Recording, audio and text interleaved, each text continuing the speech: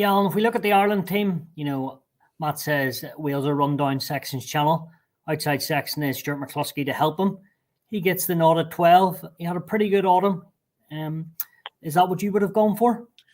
I'm not sure. I think obviously if Bundyaki had been playing matches and been match sharp, I think he would have been the natural one to slip in there. Stuart McCluskey has been really, really good for the last 2 seasons. I think he's shown more to his game than just being a battering ram. His hands are really good. A lot of offloads. His big strength is his physicality and his size, and he can get over the gain line and get his hands through. But he's a good distributor of the ball as well, and he's got sharper. I think he's got fitter. Looks like he can play at that high tempo more often and get more touches. But he was unfortunate to pick up the injury in November, starting against South Africa. Made a bit of a miraculous recovery to get back and be involved against Australia as well.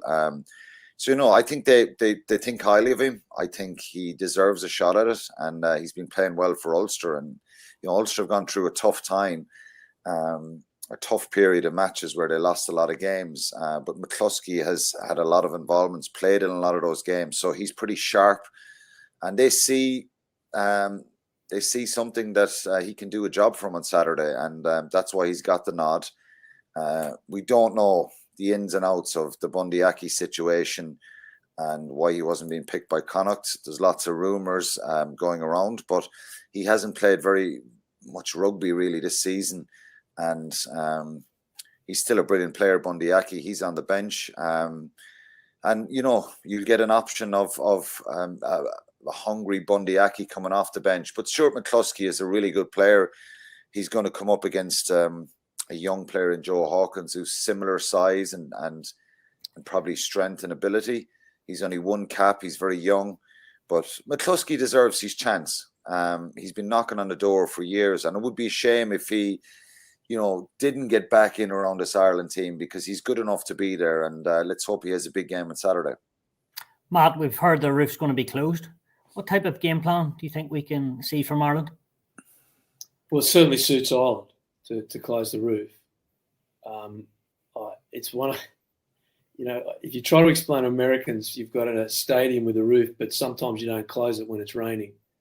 They look at you and go, what? Why wouldn't you close it? What's the point of having a roof on a stadium if you roll it back, Like, it should be closed. The whole point of having a roof in Cardiff is to play so it doesn't rain. But on occasions, it suits Wales. So I think there's 2 parts to this. It certainly suits Ireland, but the reason it's closed is obviously Wales have got a bit of a plan there as well. But if Ireland can get their attacking game back anywhere near the standard that we saw in the summer in New Zealand, it'll be too much for Wales. But they haven't done that in November, and it's not possible to play at that level all the time, because teams are working you out. Defensive coaches are looking for ways to disrupt your attacking system. Obviously, not having Todd Furlong, one of the best tight end prop in the world, not only as a scrummager and a line-out lifter, but his ball play as in that role in the attack, the way the Irish use their props. Finlay Bealham has got big shoes to fill on that account. So I think we'll still see the same type of attack that we've seen for the last 12 months.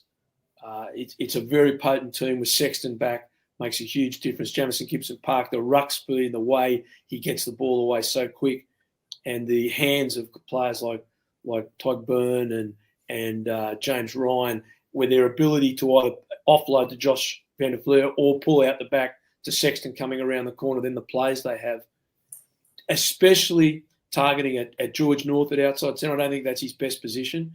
They persist in picking there, I think, because they've got no one else. But he finds that shifting, drifting defence hard. And it is very, very difficult to do. It's what makes Ringrose look so good, because he's great at it.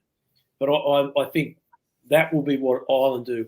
But what will Wales do? What will Wales do? I think that's the great unknown. We can speculate, but that's the great unknown, because we don't know what Gatland is going to put together. He hasn't got a lot of time, so that's what makes me feel he's going to go back to Gaddy ball and a lot of close runners, a lot of holding the ball, a lot of trying to be physical and get penalties and grind into games, which they did so well when Gatland was there a few years ago.